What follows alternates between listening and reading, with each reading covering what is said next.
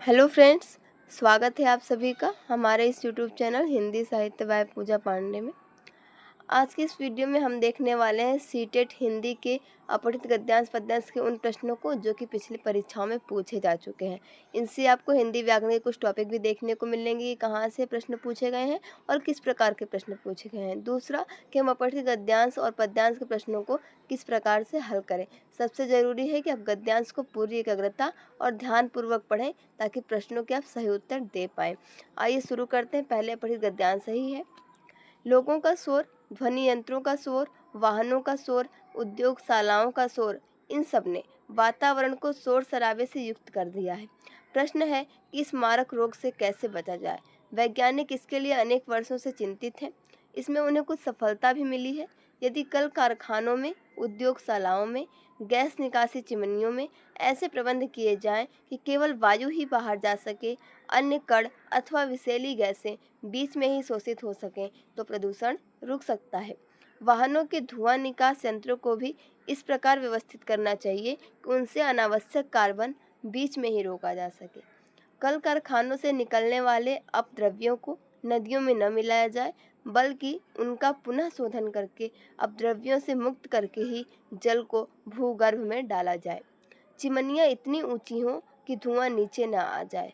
प्राकृतिक संतुलन बनाए रखने के लिए वृक्षों का कटान निषिद्ध हो यानी मना हो। अब आइए प्रश्न देख लेते हैं। पहला प्रश्न है, कोलाहल का कारण नहीं है। आपने अगर गद्यांश को ध्यान से पढ़ा होगा तो पहले ही पंक्ति में बताया गया है कि जो लोग हैं, ध्वनि यंत्र हैं और वाहन, ये सभी क्या है, कोलाहल के कारण है।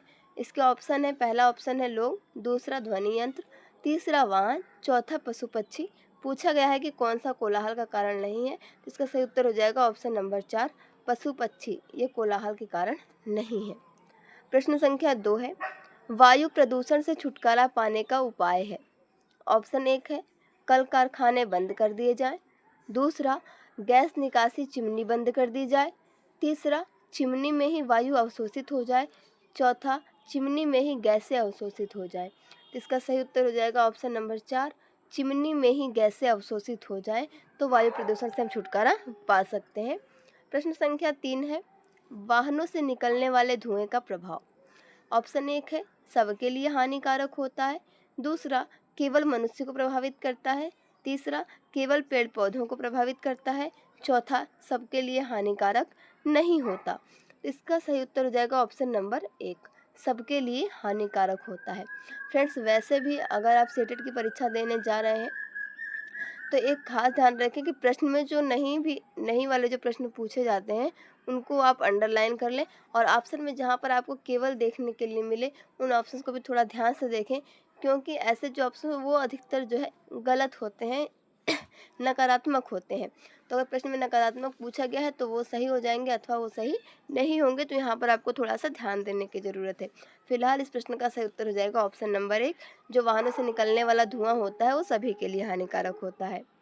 प्रश्न संख्या 4, गद्यांश के आधार पर जल प्रदूषण से मुक्ति का उपाय है। ऑप्शन 1 है संशोधन, दूसरा पुनरीक्षण, तीसरा एकीकरण, चौथा जल शोधन। तो इसका सही उत्तर हो जाएगा ऑप्शन नंबर 2, पुनरीक्षण। ये जो है आपका जल प्रदूषण से मुक्ति दिलाने का एक उपाय है। प्रश्न संख्या 5 है, चिमनी इतनी ऊंची हो कि। ऑप्शन 1 है, धुआं वहां तक पहुंच न सके। दूसरा, धुआं अवशोषित हो पाए। तीसरा, धुआं नीचे न आ सके। चौथा, धुआं अपना असर खो दे। तो इसका सही उत्तर हो जाएगा ऑप्शन नंबर 3, कि धुआं नीचे न आ सके। प्रश्न संख्या 6 है, गद्यांश की मुख्य चिंता क्या है। ऑप्शन 1 है प्रदूषण, दूसरा वायु प्रदूषण, तीसरा ध्वनि प्रदूषण, चौथा जल प्रदूषण। तो इसका सही उत्तर हो जाएगा ऑप्शन नंबर 1, प्रदूषण, क्योंकि यहाँ पर इन तीनों ही प्रदूषणों के बारे में बात की गई है, इसलिए जो गद्यांश की मुख्य चिंता होगी वो आपका प्रदूषण होगी। प्रश्न संख्या 7 है, व्यवस्थित का विग्रह है। ऑप्शन 1 है व्यवस्था धन त, दूसरा व्यवस्था धन इत, तीसरा व्यवस्थ धन इत, चौथा व्यवधन स्थित। इसका सही उत्तर हो जाएगा ऑप्शन नंबर 2, व्यवस्था धन इत। यहाँ पे इत प्रत्यय लग गया है व्यवस्था मूल शब्द में, तो ये बन गया है आपका व्यवस्थित। अगर यहाँ पर हम देखें उपसर्ग की बात करें तो ये आपका उपसर्ग यहाँ पे वी हुआ है, वी धन अवस्था धन इत, और यहाँ पे अड़ संधि हो गई है, इस तरीके से ये बन गया है व्यवस्थित। प्रश्न संख्या 8 है, विशेषण विशेष्य का उदाहरण नहीं है। ऑप्शन 1 है अनावश्यक कार्बन, दूसरा मारक रोग, तीसरा विषैली गैसें, चौथा शोर शराबा। तो इसका सही उत्तर हो जाएगा ऑप्शन नंबर 4, शोर शराबा। यहाँ पे आप देखेंगे तो आपका यहाँ पे द्वंद्व समास हो जाएगा, बल्कि यहाँ पे कोई भी विशेषण और विशेष्य नहीं होगा। प्रश्न संख्या 9 है, चिंतित में प्रत्यय है। ऑप्शन 1 है तित, दूसरा इत, तीसरा इत, चौथा त। इसका सही उत्तर हो जाएगा ऑप्शन नंबर 2, इत प्रत्यय, क्योंकि यहाँ पर आप देख रहे हैं छोटी की मात्रा है, तो इसलिए मैं छोटी वाली जो त है यहाँ पर लेंगे, तो ऑप्शन नंबर 2 सही हो जाएगा। चिंता में इत प्रत्यय लगाने से बन गया है चिंतित। प्रश्न संख्या 10 जो है वो आपका अपहृत पद्यांश पर आधारित है। पहले हम पद्यांश देख लेते हैं।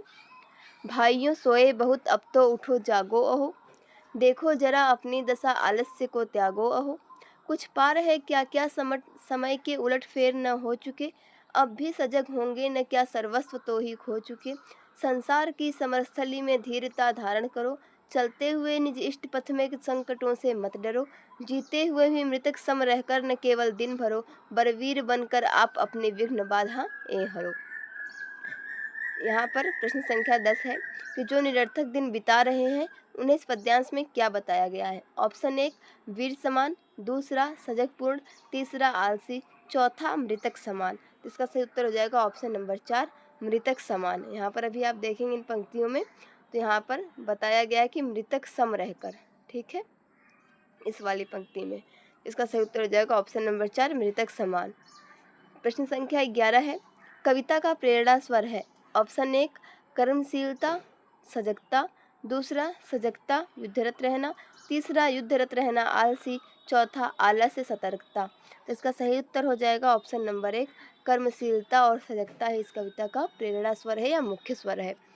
प्रश्न संख्या 12 है, कवि ने मनुष्य के किस महत्वपूर्ण गुण की ओर संकेत किया है। ऑप्शन 1 है वीरतापूर्वक कठिनाइयों का सामना करना, दूसरा अपने इष्ट के चरणों में सर्वस्व देना, तीसरा सोना छोड़कर युद्धरत रहना, चौथा दुश्मनों के प्रति धैर्य से व्यवहार करना। तो इसका सही उत्तर हो जाएगा ऑप्शन नंबर 1, वीरतापूर्वक कठिनाइयों का सामना करना ये मनुष्य का महत्वपूर्ण गुण है और इस कविता में इसी की ओर बताया गया है।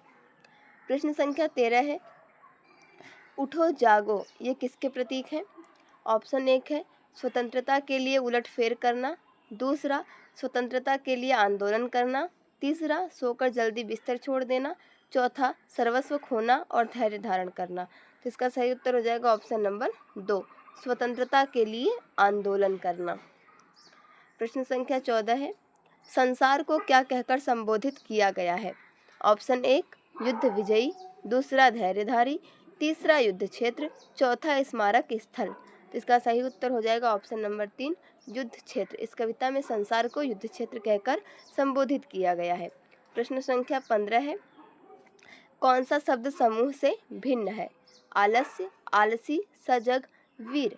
तो इसका सही उत्तर हो जाएगा ऑप्शन नंबर 1।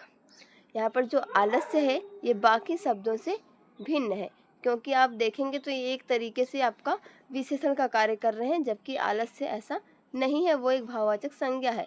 तो यहाँ पर ये उससे अलग हो जाएगा इस समूह से।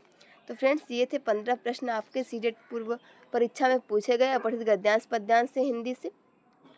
आप ऐसे प्रश्नों को बार बार प्रैक्टिस करते रहें।